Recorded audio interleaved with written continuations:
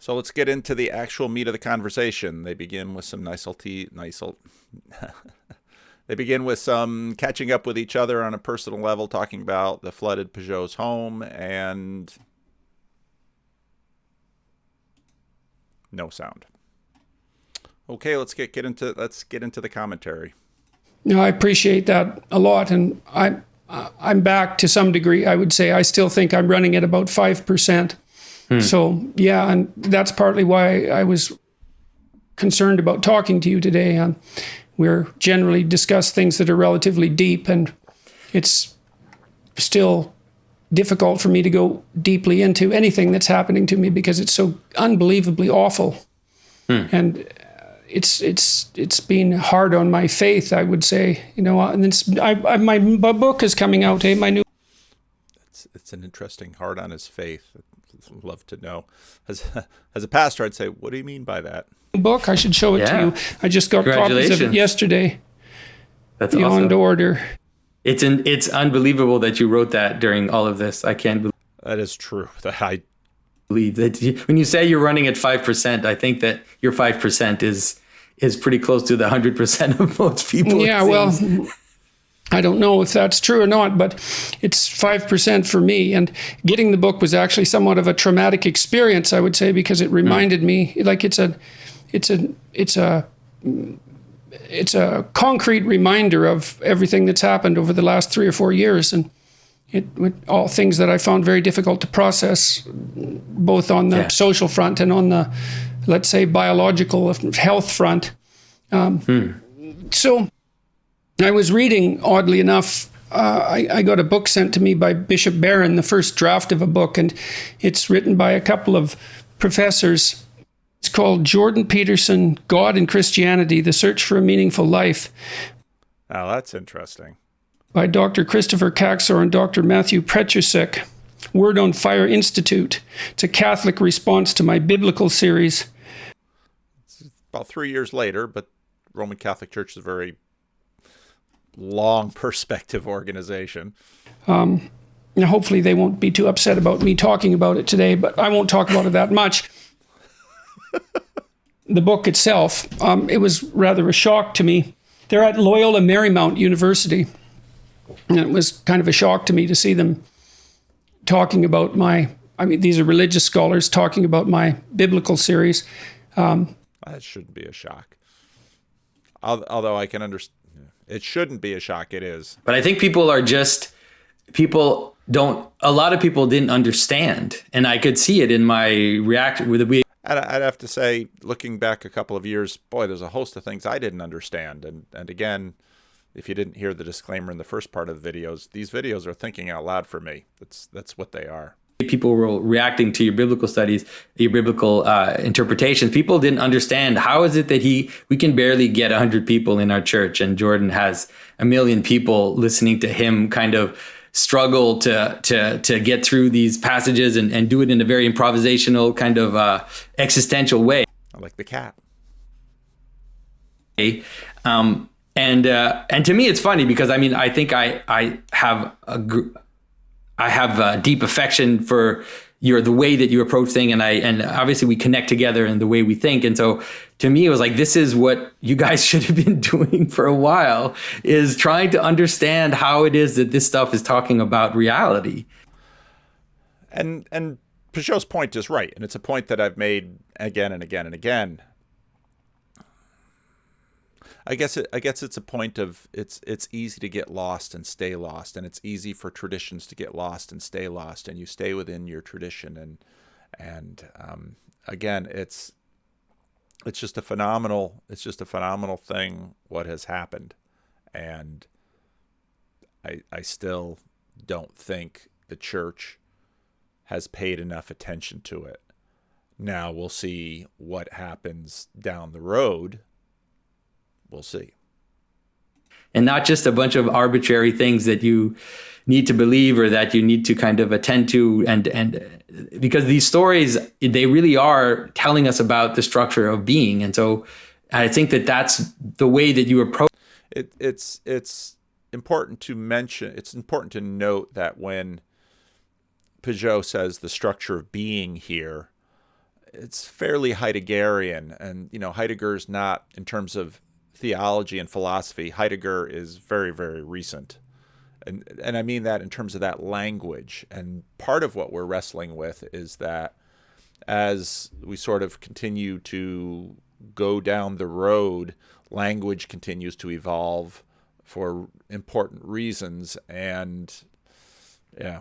Approached it, and that's why people are resonating to what you're saying, because they're like, finally someone can help us make sense of these stories that we're somehow strangely attracted to, or frustrated by, or disgusted by, or whatever it is. But there's this push and pull with these stories.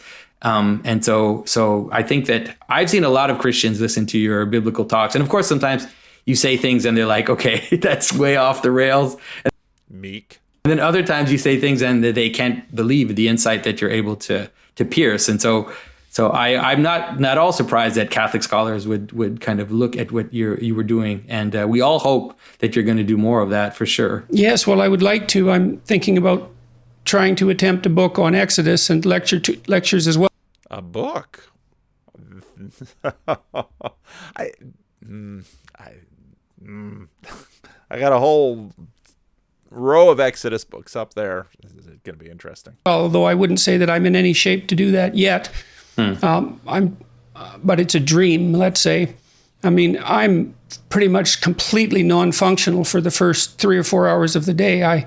This part is quite, wow. This is,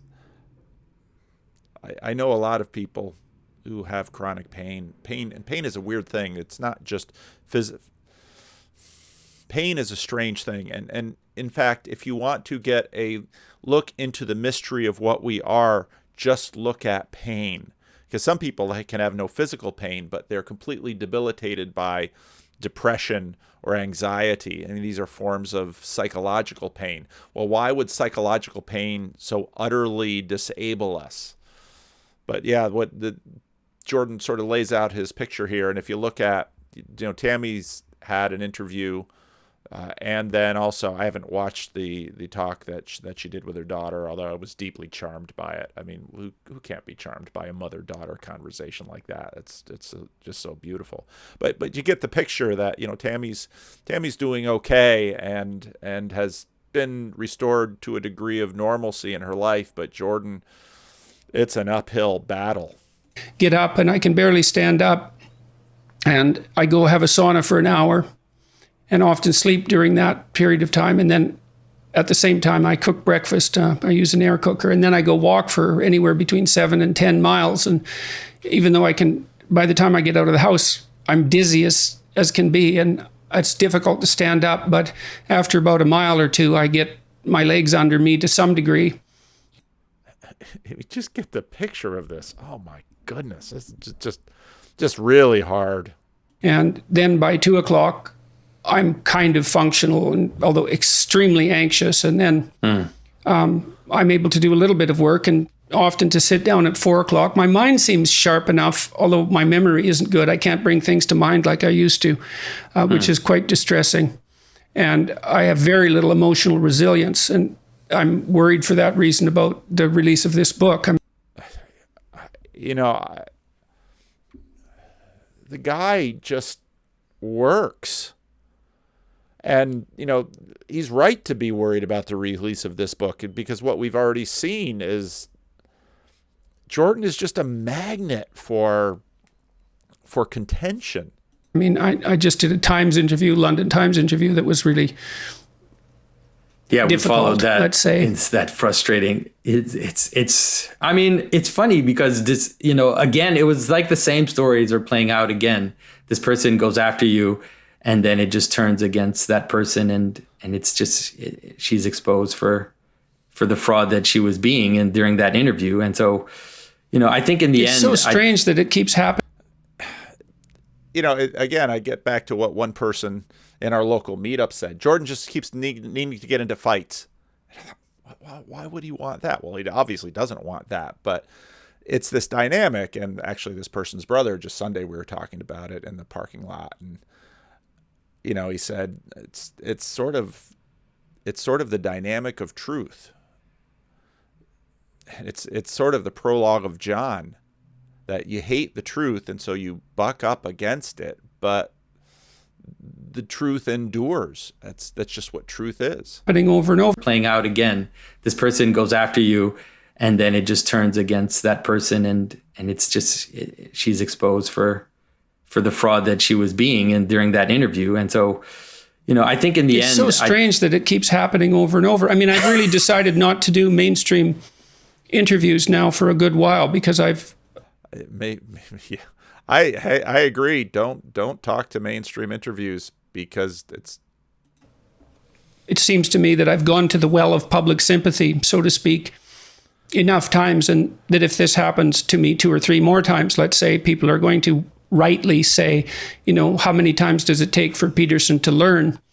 And again, I mean, this kind of self-critique and so I don't want that to happen. I mean, I've been, I feel an obligation to my publishers, obviously, to talk about the book. Although that interview had virtually nothing to do with the book. We hope that I would be able to discuss my health issues with someone who would. And I just saw that something just dropped on Dave Rubin, so he did that obviously with Dave Rubin. And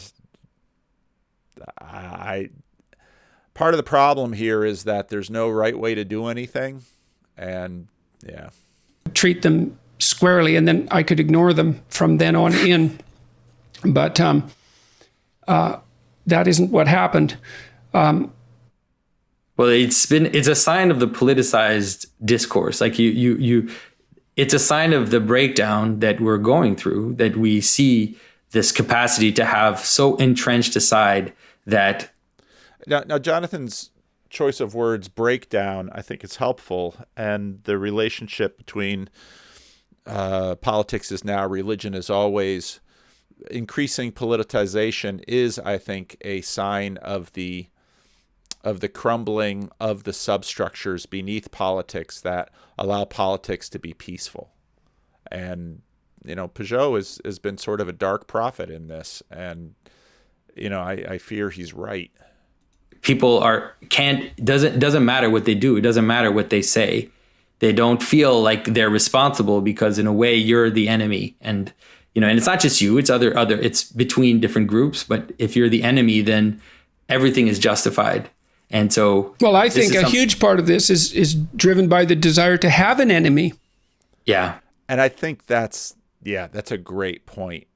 You need an enemy because why isn't this gets into what I talked about a little bit when I was talking about the tweet. This gets into, well, why isn't the world better? Well, it must be someone's fault. Well, whose fault is it? Well, and then you go around and you look for an enemy. And generally speaking, seek and you shall find, for good or for bad, with a whole lot of things. And so people need an enemy. They want an enemy because if you have an enemy, then you're not to blame.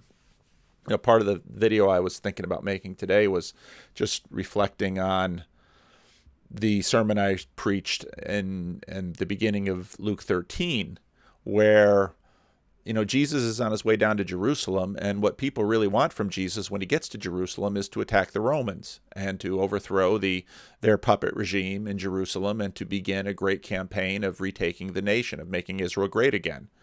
And Jesus won't do it. And so some people burst in and they tell a story about Pilate spilling the blood of some Galileans while they were conducting their sacrifice. And if you read biblical commentators on this, there's a lot of question as to whether or not this is fake news.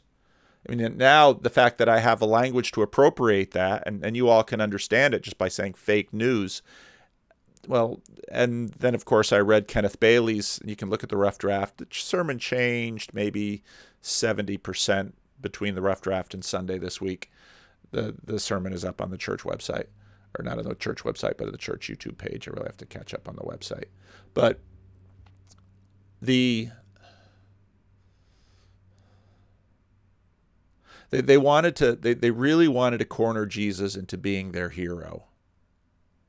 And he would not be cornered.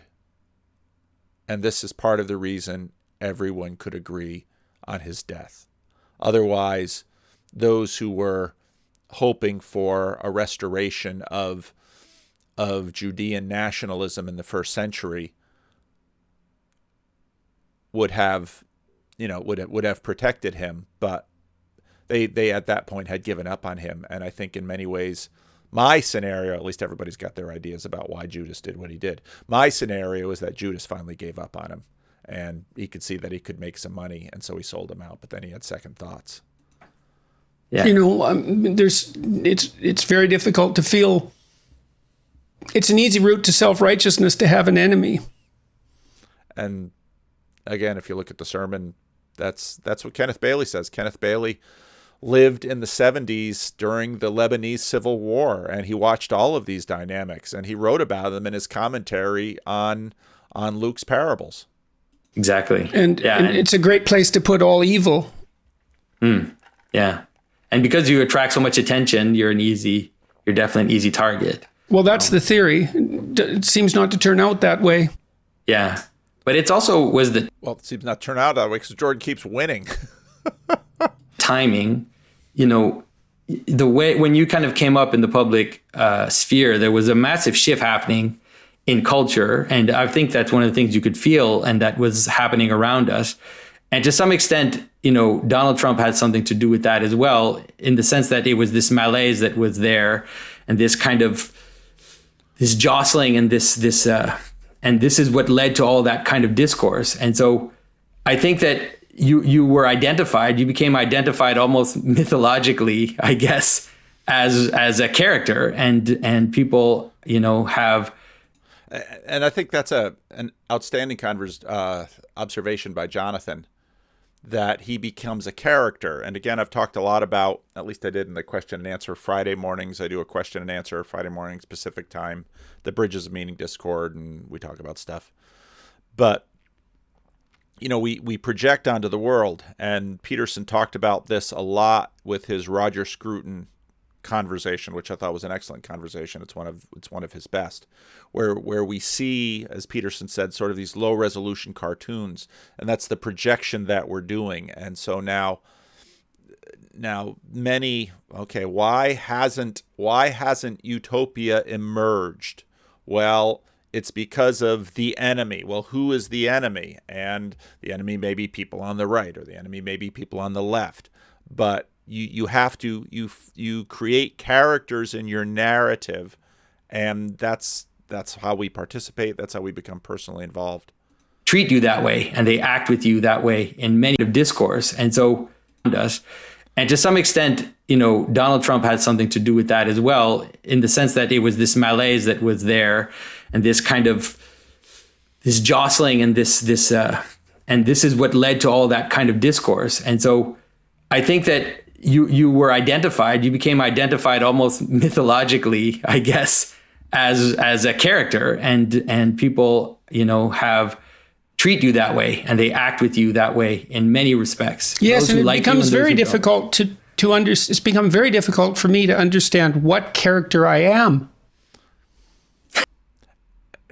This is one of the more interesting parts of this, what character I am, because we know who we are by the people around us. I mean, we're always doing this orientation with others. And of course, this is part of the reason I think Jordan approaches his work life now sort of as Peterson Family Inc., because you have to keep people before the disorientation. And so Pageau's on that list. Pageau is a friend that he knew before this wave. And so he can trust Pageau because he knows Pageau isn't to surf Peterson for Pageau's own interests. And so there's a degree of trust there. And you have that with people early on. So, but Jordan has to figure out who he is based on all of the other people around him. Have treat you that way, and they act with you that way in many respects. Yes, and it becomes very difficult it's become very difficult for me to understand what character I am. So much has changed in my life over the last 5 years. I've been on leave from the university, so that's very destabilizing. I don't have my clinical practice anymore, and so I was, seeing 20 people a week. So that's a huge transformation in my life. My house has been completely renovated. It was renovated while my wife was ill, and so we didn't. The renovation went on in our absence, and so I'm a foreigner in my own house, which is although I'm starting to become accustomed to it, and there's some things I like about the new house, but I don't feel at home in it, I wouldn't say. And I've only been here for 2 months in the last 3 years because I was on the road. And then, all this, and everything that's happened has been very disruptive for my family. And of course, Tammy got so unbelievably sick and with something. And, both of his children in this time span have gotten married and have children of their own. Again, you think about, despite the fact of his status rocket and his wealth, I don't wish what happened to Jordan on anyone. It's just chaos. That was supposed to be fatal and recovered more or less miraculously. And then I've been so unbelievably ill, or still am, and I just don't know where to put any of this. I can't think about the past at all because so much of it is incomprehensible, especially over the last 5 years. I can't think about the present because I'm in so much pain. And I can't think about the future because I don't know what I'm going to do. And I have no idea how long this pain is going to last. I've been in pain, really severe pain, for 2 years now. And that's astounding. It's a strange thing because in this book, one of the chapters, the last chapter, is called "Be Grateful in Spite of Your Suffering." I think he's talking about Beyond Order. And I went through every sentence in that chapter a very large. That makes me nervous for the book. Number of times, because much of the time while I was rewriting it, particularly, I was in a lot of pain, and I'm very interested to see how this book reads as a book. Now, I assume he never talks about his editor. I assume, a major publishing house is going to demand that he have an editor, and the relationship between the author and the editor is always an interesting one because the editor sort of takes the book out of the author's hands to a degree, and, it's a subtle interplay. And if it, I doubt Jordan had an edit. I don't know if Jordan had an editor for Maps of Meaning, but this is going to impact this book. Whatever he writes is going to sell. I mean, and that's what Penguin Publishing certainly knows, a la McLean's thing that I thought I'd be making a video about that. It's a pain level that's hard to fathom in some sense, because I would say every single day I have now is worse than any day I ever had in my life before. Every single day I have now is worse, than any single day I had in my life before now. I got ill.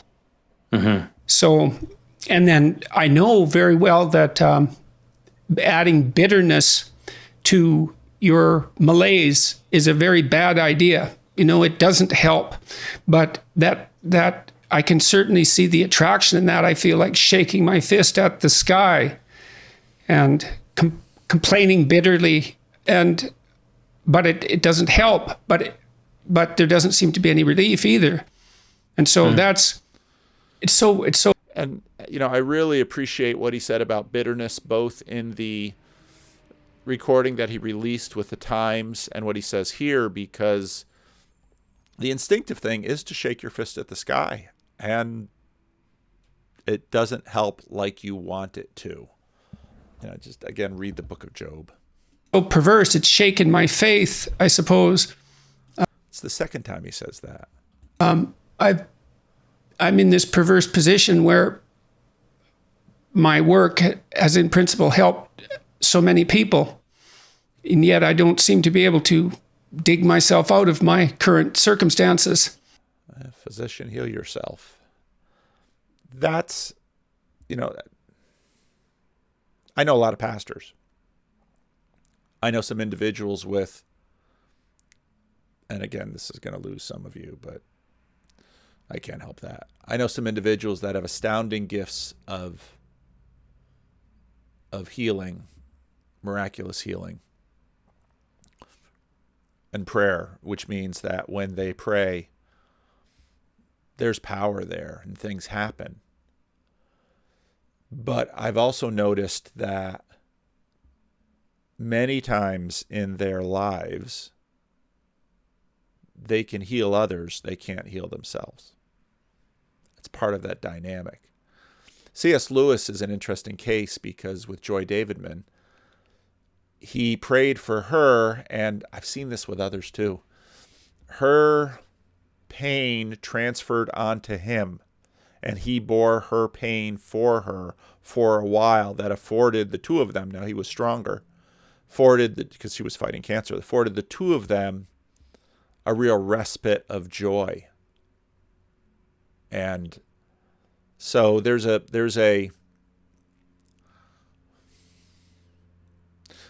interesting substitutionary quality perhaps going on with Jordan and his audience that's, in very Pageauian terms, laying itself out. So, well, or even to make sense of them. Yeah. I think that the role that you've played is a kind of a transition role, and that transition manifests itself to you as a trying to have your feet on two sides of rifting of two islands that are floating away from each other. Now, again, if you listen to Pageau, talk to Rationality Rules and others, we're always using these spatial metaphors. And I think Pageau, he's an artist. He deals in physicality more than I do as a pastor. I'm a gospel word gardener of the age to come. But Pageau deals in matter more than I do. And I think what Pageau said is there. And modernity is receding. Now I get, comments on Twitter and in the comment section on this. And I fully understand that modernity is a continent, okay? And aspects recede while other aspects endure. You see this in Christianity. The Orthodox are still around, and then the Roman Catholic, the Latin, and then the medieval, and then the Protestant. I mean, there's layers here like sedimentation, and so the layers don't necessarily go away. They get subsumed. I mean, that's part of what happens in here. But I think Pageau is right, and on the tweet of the let's see, my channel. Hi, this is Paul. Yeah. On the video that I made, on the tweet, I think it is very important. I wouldn't be spending all this time doing it. I wouldn't have devoted so much of my time to it if I didn't believe that what's happening with Jordan and Jonathan and others is in fact the cutting edge of one area of evolution in the culture and the church right now. I think Pageau is right. And you're trying to hold on.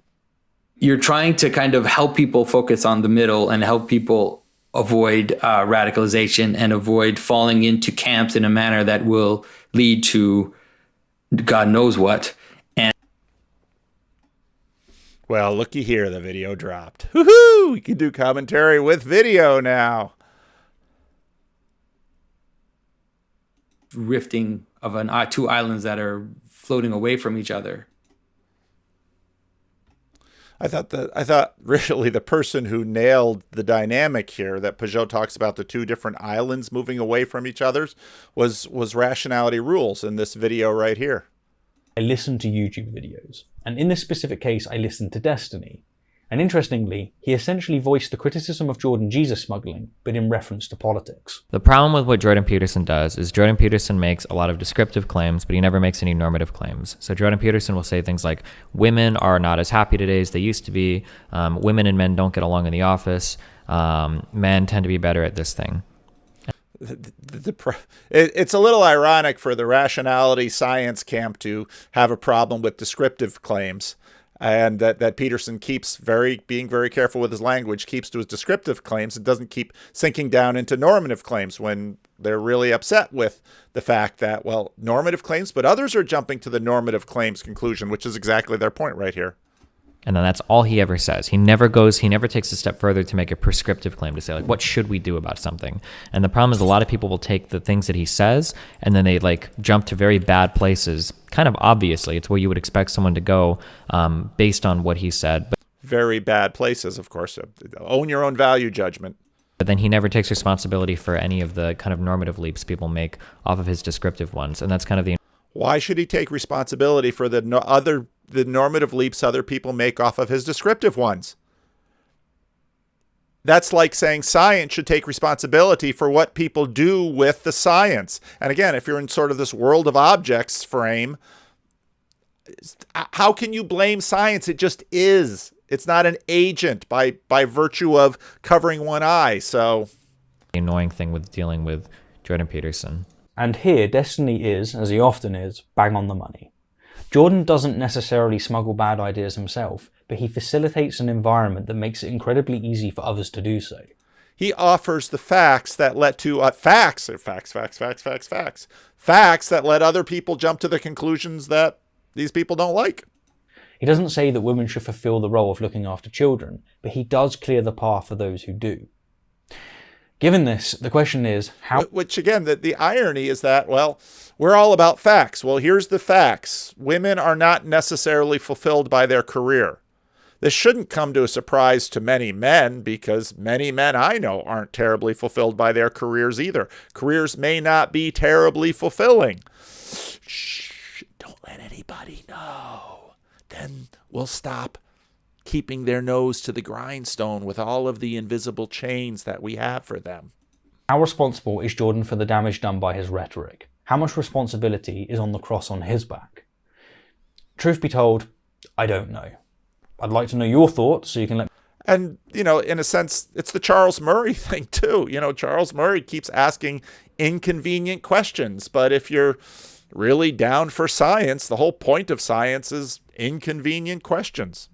Again, this has sort of become a go-to video for understanding exactly how Jordan is playing here. And so now here Jonathan says, part of your, and I think Pageau is exactly right here, part of your tension right here is because you've got to let go of one of the sides. But part of the function that Jordan is playing is that he's being a bridge for people to go over, which is exactly the critique that he's getting from Rationality, Rules, and Destiny. Every now and then with my new process, I just making my video, commenting on, and I didn't hit record, and just 20 minutes of commentary I didn't get. So sorry, that's not a first draft on this. It'll be a little bit of a second draft when we start talking about Jordan Peterson and the conscience, and part of why I never preach the same sermon twice is I get bored hearing myself say the same thing over and over again, and so I'm not exactly sure what I'm going to be giving you. It is really a sad moment when I realize I just made 20 minutes of video without recording it. So I just took a little break, got up, walked around, read the comments from the little beginning of this video that I placed. So now you'll get second thoughts, not exactly the first thoughts. So again, Pageau... See, now I don't exactly know what I said before, so pardon me if I repeat. Pageau is rightly noting, and Pageau has noted this more than just about anybody else, that we are in a major transition point. And modernity is going away, and Peterson is a transitional figure. And as Destiny and Rationality Rules noted, Peterson is sort of laying down and everyone is walking on his back over the bridge. And as the lands get further and further away, Peterson's going to get stretched and stretched and stretched, and people are going to keep walking on his back. That's sort of the image of how this is going. Trying to have your feet on two sides of rifting of two islands that are floating away from each other, and you're trying to hold on. You're trying to kind of help. And Peterson, again, I don't know if I said this in the part that I didn't record. This is why I think Peterson is used by God in this. And this is part of the reason I don't know if or when Peterson himself will migrate. And if he migrates, he'll have to do in his actions. He will have to, in a sense, make the leap of faith. He will have to leap from one island to the next. But, well, I don't know, maybe via YouTube, it'll be documented. You know, part of the reason, sometimes when I think about my videos from 2-3 years ago, I want to take them down. I'm not going to take them down because I want to offer the markers on the trail that I took. And so if someone looks back 2-3 years, I mean, biographies do this all the time, 2-3 years, so, well, Paul Vanderklay was here. Now Paul Vanderklay's there. And now some of you might notice, well, he's still at Living Stones. He's still a CRC minister. In fact, the beliefs to which I subscribe, the fundamental ones, I guess I'm a fundamentalist now. The beliefs to which I subscribe, I am more convinced of, including the physical resurrection of Jesus Christ.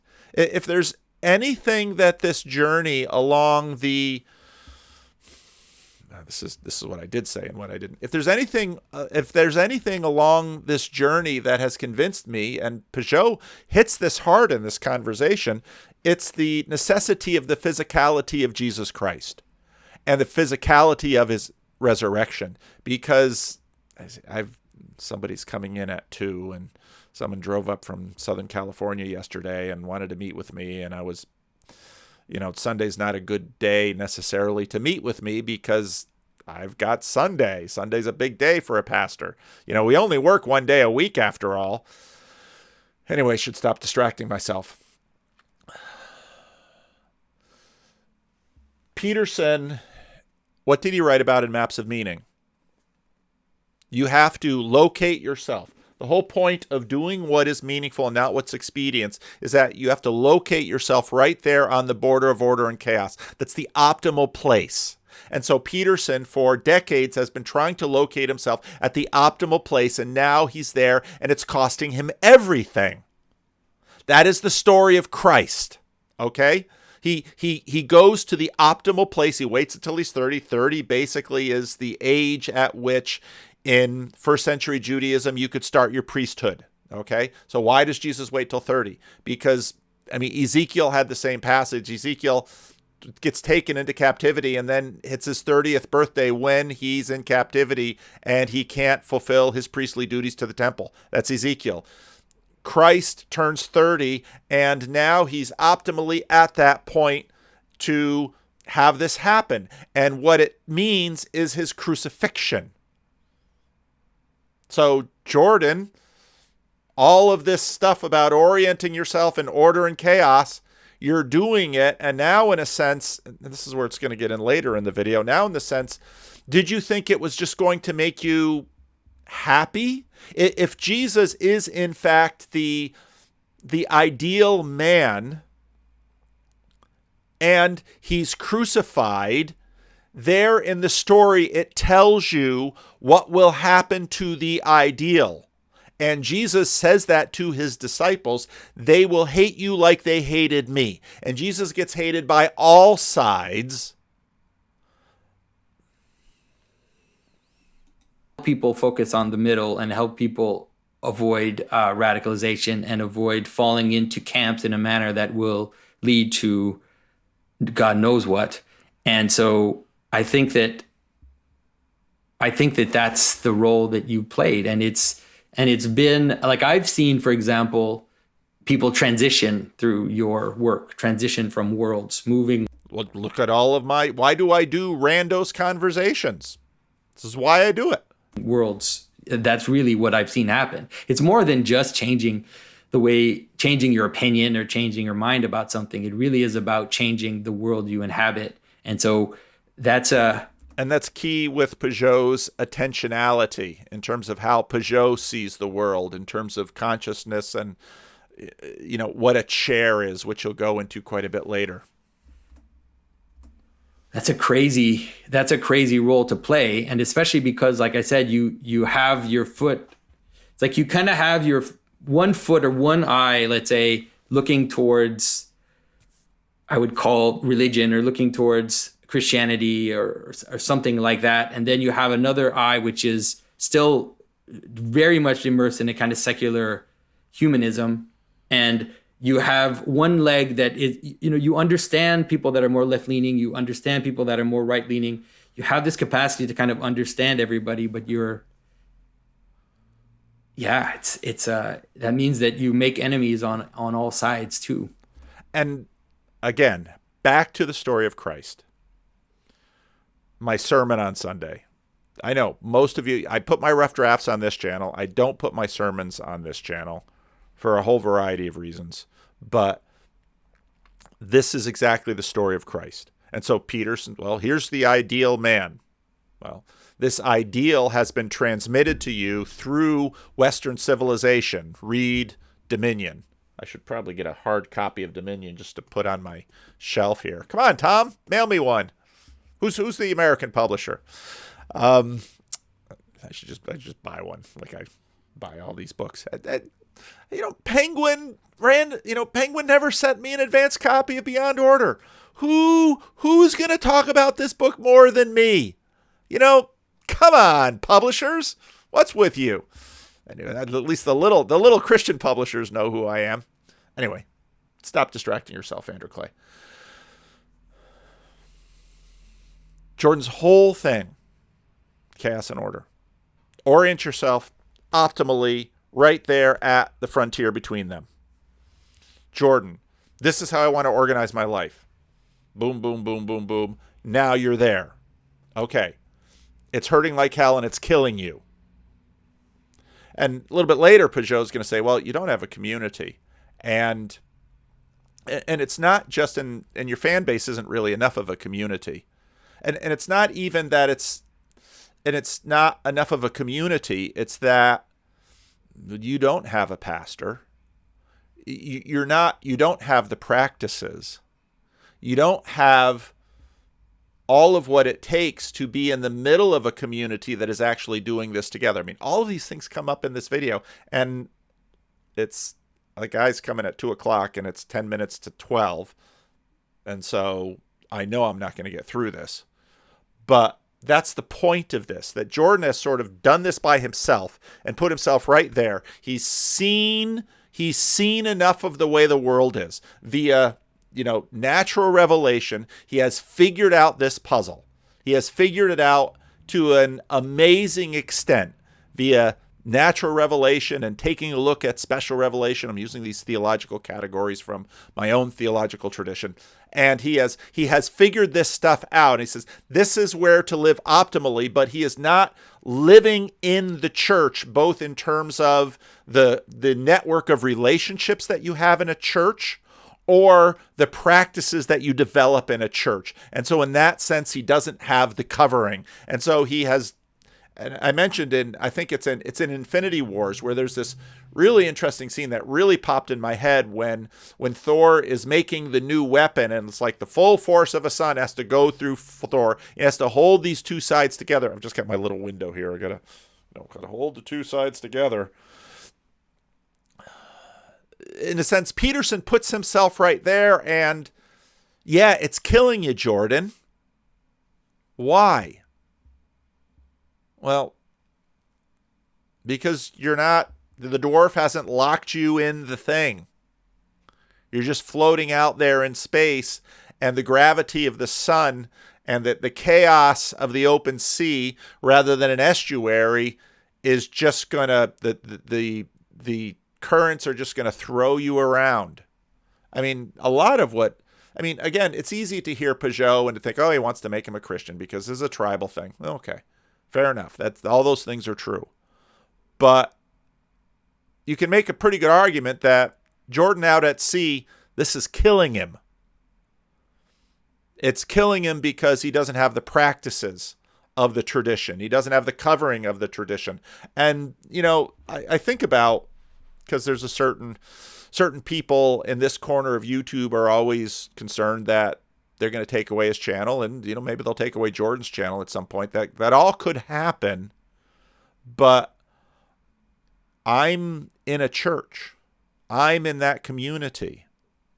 And in a sense, Weinstein is looking for FU money and enough of a platform. He doesn't have anywhere near as much of either as Jordan does, and Jordan can still get rolled. But in a sense, what you have when you're in the church is now you're in the body of Christ. This is something that the world has to contend with. And Jordan is just out there going it alone.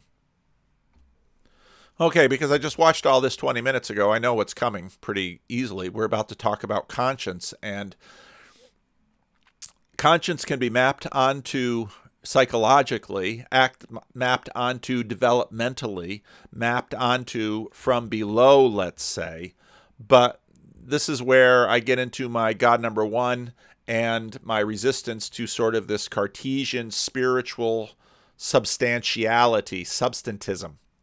And conscience is experienced psychologically, of course, and psychologically it has everything to do with the first draft mapped on into us from our parents and our community, and conscience is what guides us within the community.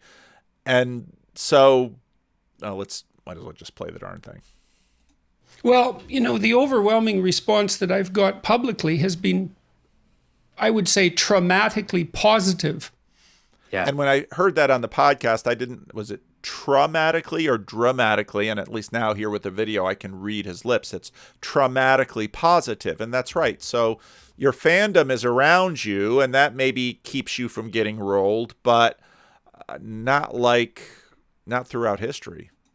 And you wouldn't think that would be possible, really, but I find it that way. I mean, partly it's overwhelming to have people constantly tell me in person their responses to what I've been doing.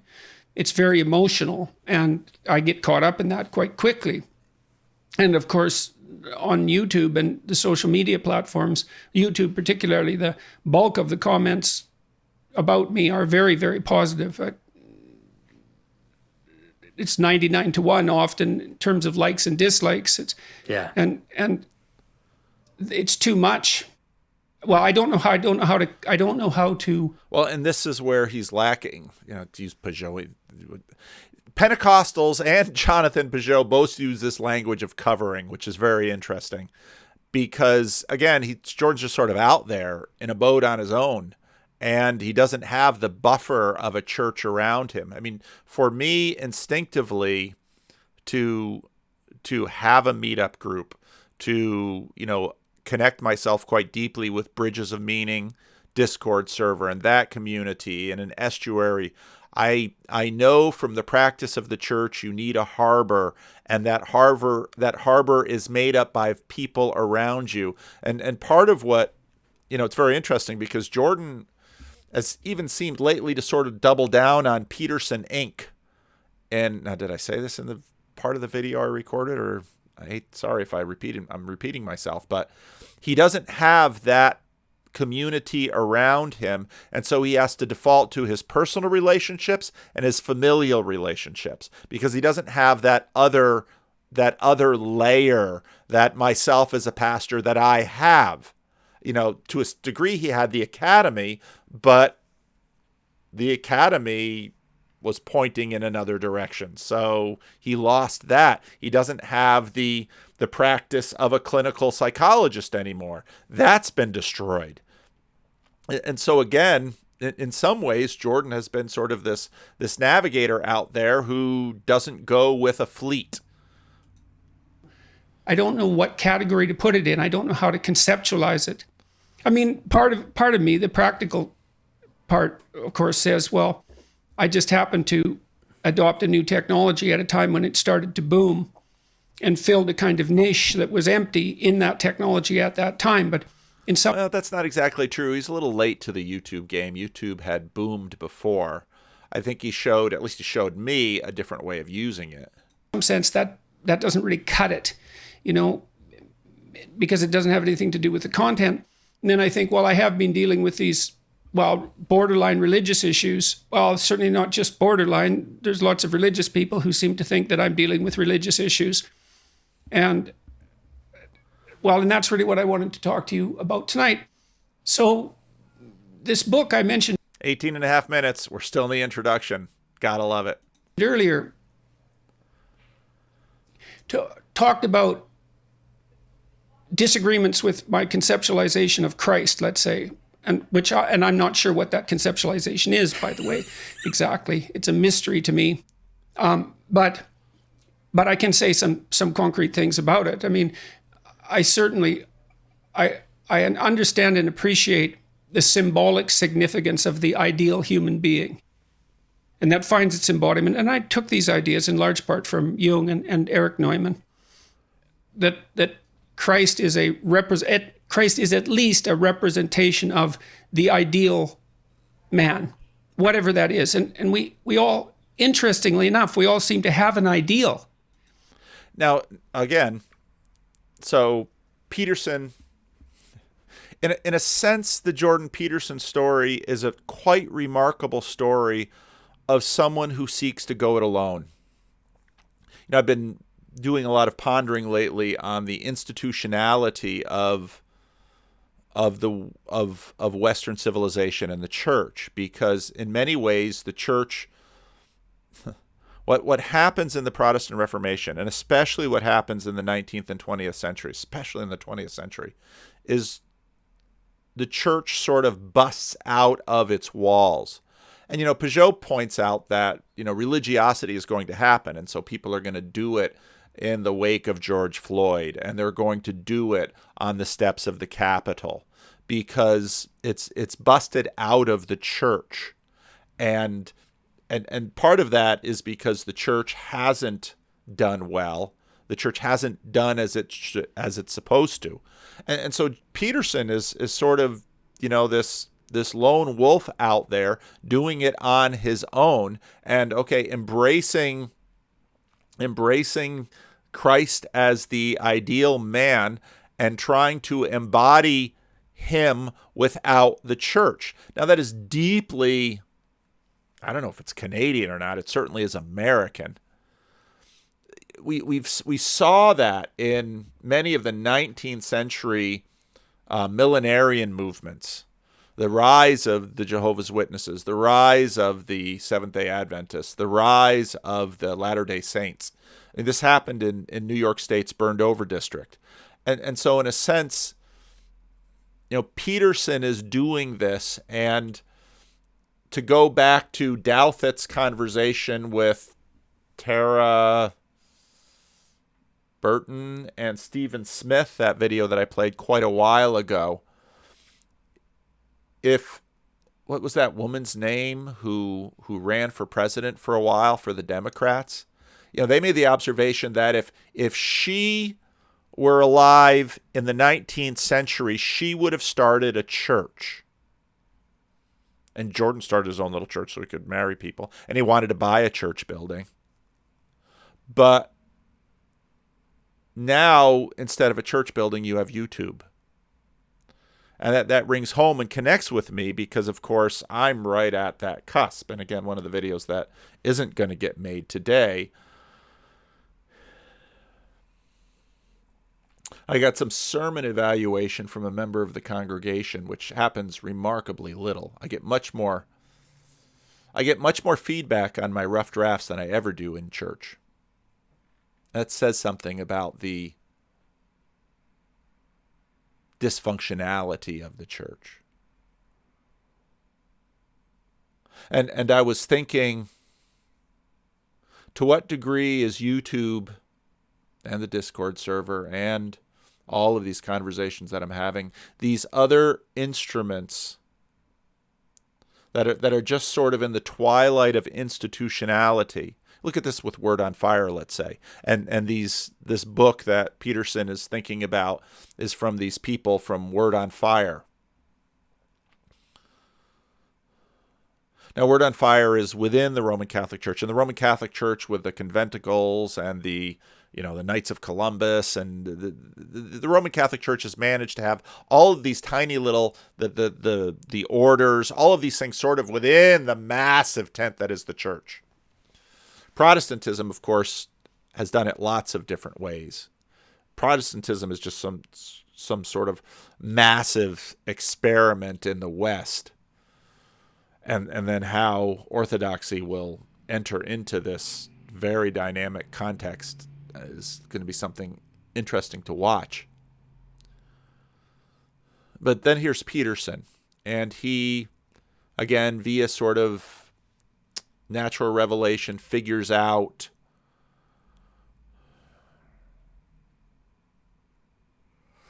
kind of the optimal place to be.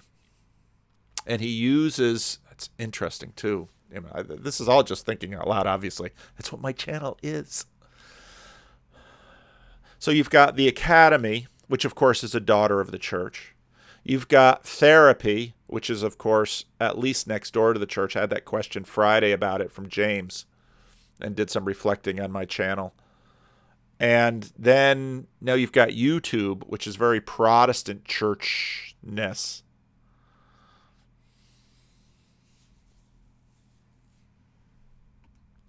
Peterson has in some ways replicated a church in a deeply Protestant way. I've mentioned this back in videos a while ago before his hiatus. There was something deeply Protestant about Jordan. And, a little bit later, towards the end of the video, he and Pageau will talk about, Pageau is one of the few people that has seen Jordan in church, and this came up. Tammy's mentioned it before too, where he can't sit still, and I get that. But I am the son of a Christian Reformed minister, and I had a Frisian mother sitting next to me, enforcing sitting still in the pew at Northside Chapel in Paterson. Check that off your bingo card. Under threat of corporal punishment every Sunday. So I was trained to sit still in church, and maybe the reason I preach, and Rick always complains because I dance on stage. I don't really dance, but I don't stay in the little box Rick is trying to stream me out to the world in, is because I got up on stage because that's the one place in church I didn't have to sit still. They say, Paul, you're going to the wrong church. Go to the black church. Go to a Pentecostal church. Go to a Holy Roller church. There's other parts of me too. But Jordan has in some ways, in a very Protestant way, created church. And if you think about it in terms of what he's been able to figure out via psychology, natural revelation, understanding the Bible, boy, I'm really going to have to think about that.